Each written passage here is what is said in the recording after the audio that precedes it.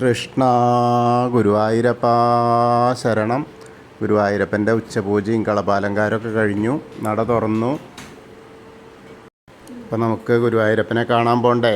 ഇന്നിപ്പോൾ ആ ചതുർബാഹുവായ വിഗ്രഹത്തിൽ ഏത് രൂപത്തിലാണ് ഭഗവാൻ നിൽക്കണമെന്ന് അറിയില്ല. നമുക്ക് പോയി നോക്കാം.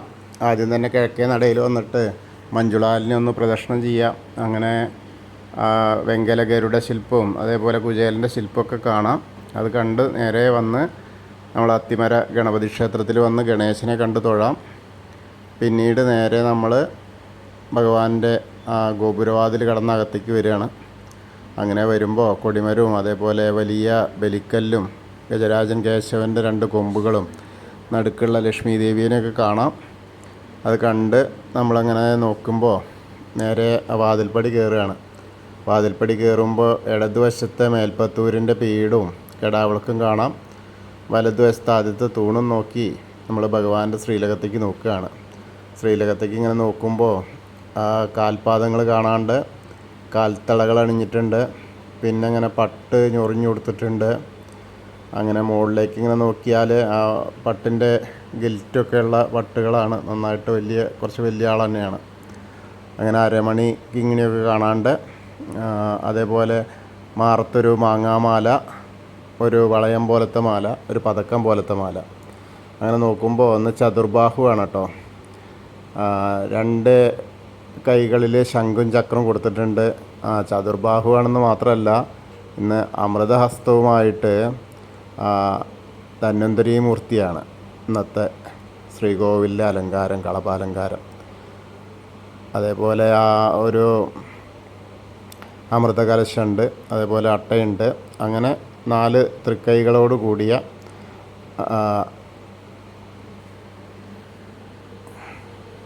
ധന്വന്തരി മൂർത്തിയായിട്ട് അങ്ങനെ ശ്രീലകത്ത് വിരാജിക്കുകയാണ്.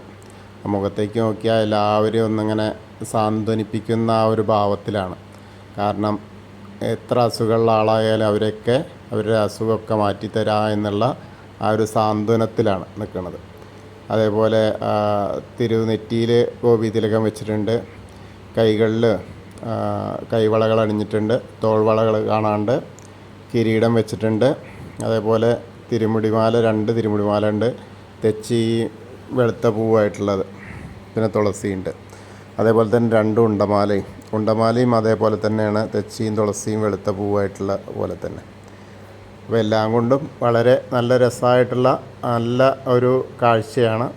അപ്പോൾ നമ്മളിപ്പോൾ എല്ലാവരും ഭഗവാന്റെ ശ്രീലകത്തേക്ക് നോക്കിയിട്ട് സോപാനപ്പടിയിൽ നിൽക്കുകയാണ്. സോപാനപ്പടിയിൽ നിന്ന് കാണുന്ന ആ കാഴ്ചയാണ് അമൃതകലശത്തിന് ആയിട്ട് നിൽക്കുന്ന ആ ധന്വന്തരി മൂർത്തിയെ നന്നായിട്ട് പ്രാർത്ഥിക്കുക. എല്ലാവരുടെയും അസുഖങ്ങളൊക്കെ മാറി കിട്ടും. അങ്ങനെ ആ ഗുരുവായൂരപ്പൻ്റെ അനുഗ്രഹം നമ്മളിലേക്ക് എത്തും. അത് കഴിഞ്ഞ് നമ്മൾ അഗ്നികോണിലുള്ള ബലിക്കല്ലും അതേപോലെ ഭഗവാന്റെ തിടപ്പള്ളിയൊക്കെ കണ്ട് തൊഴുത് അവിടുന്ന് ഇങ്ങനെ വരുമ്പോൾ കോർണറിലുള്ള ആലിലക്കണ്ണനെയും കാണാം. സപ്തമാതാക്കളെ കണ്ടു തൊഴാം.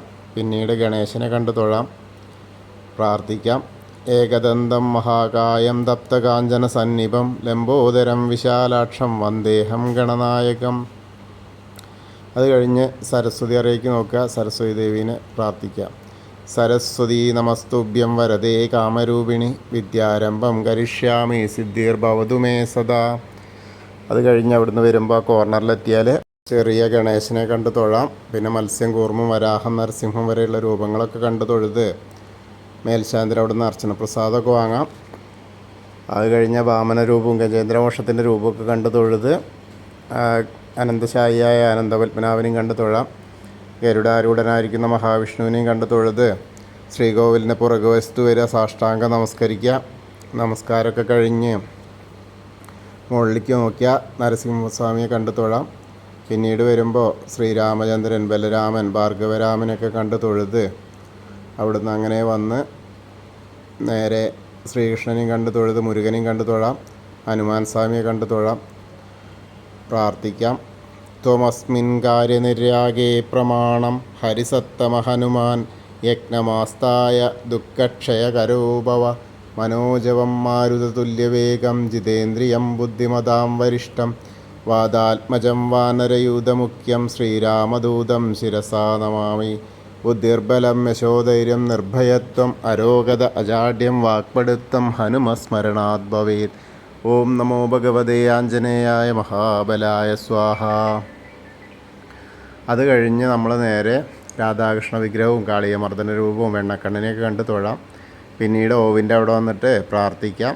പിന്നെ തൊട്ടടുത്തുള്ള താമരക്കണ്ണനെ കണ്ട് തൊഴുത് നമ്മൾ നേരെ കിഴക്ക് വശത്തേക്ക് മുകളിലേക്ക് നോക്കിയാൽ കൊടിമരം നോക്കി കണ്ട് തൊഴാം.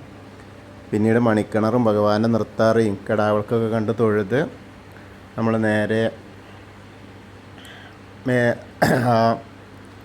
കുറൂരമ്മയും അതേപോലെ നാരദരെയും മേൽപ്പത്തൂരിനെയും വസുദേവരെയൊക്കെ ഇങ്ങനെ കണ്ട് തൊഴുത് വടക്കേ നടയിൽ കൂടെ പുറത്ത് വന്ന് പ്രസാദ കൗണ്ടറിൻ്റെ അവിടെ നിന്ന് ചന്ദനവും തീർത്തൊക്കെ വാങ്ങാം.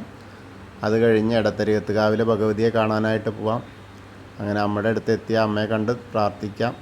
അവിടെ ഗോളകയാണ്, പട്ടൊക്കെ ഞൊറിഞ്ഞെടുത്ത് ധാരാളം ആഭരണങ്ങളൊക്കെ അണിഞ്ഞുകൊണ്ടാണ്, പൂക്കൾ ധാരാളമുണ്ട്. അമ്മയെ കണ്ട് പ്രാർത്ഥിക്കാം. സർവമംഗളമാംഗല്യേ ശിവേ സർവാർത്ഥ സാധികേ ശരണ്യേ ത്രയംബകേ ഗൗരി നാരായണി നമസ്തുതേ. അങ്ങനെ അമ്മയെ കണ്ട് തൊഴുത് പ്രാർത്ഥിച്ച് അവിടുന്ന് ഇങ്ങനെ വരുമ്പോൾ ആ കോർണറിലെത്തിയാലൊന്ന് തിരിഞ്ഞ് നിൽക്കുക. മമ്മിയൂരപ്പനെ മനസ്സിൽ വിചാരിക്കുക. നമശിവായ നമശിവായ നമശിവായ എന്നുള്ള പഞ്ചാക്ഷരി മന്ത്രം ജപിക്കുക. അപ്പോൾ നമ്മൾ മമ്മിയൂർ പോയിട്ട് ദർശനം കിട്ടിയ പോലെയാവും. അത് കഴിഞ്ഞ് അവിടുന്ന് ഇങ്ങനെ വരുമ്പോൾ കൊടിമരത്തിൻ്റെ അവിടെ വന്ന് പ്രാർത്ഥിക്കാം. പിന്നീട് കൂത്തമ്പലത്തിലും വന്ന് തൊഴുത് നമസ്കരിക്കാം. പിന്നീട് അയ്യപ്പസ്വാമിയെ കണ്ട് പ്രാർത്ഥിക്കാം. ഭൂതനാഥ സദാനന്ദ സർവഭൂതദയാപര രക്ഷ രക്ഷ മഹാബാഹു ശാസ്തേ സ്തുഭ്യം നമോ നമ. അത് കഴിഞ്ഞ് അവിടുന്ന് ഇങ്ങനെ വരുന്ന് നേരെ പടിഞ്ഞാറ നടയിലുള്ള ദീപസ്തംഭത്തിൻ്റെ മുകളിലുള്ള വേണുഗോപാലിനെയും കൊടിമരത്തിൻ്റെ മുകളിലുള്ള ഗരുഡധ്വജനെയും കണ്ട് തൊഴുത് നേരെ പടിഞ്ഞാറ നടയിൽ കൂടെ പുറത്തേക്ക് വന്ന് ആ രുദ്രതീർത്ഥ കുളത്തെ പ്രദർശനം ചെയ്യുക. അപ്പോൾ നടുക്കുള്ള കാളിയമർദ്ദന രൂപിയെ കണ്ട് തൊഴാം.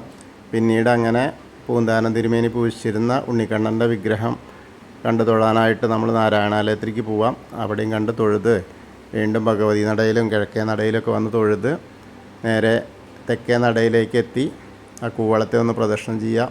പ്രദർശനം ചെയ്യുമ്പോൾ മഹാദേവനെയും പാർവതീ ദേവീനെയും മനസ്സിൽ വിചാരിക്കുക.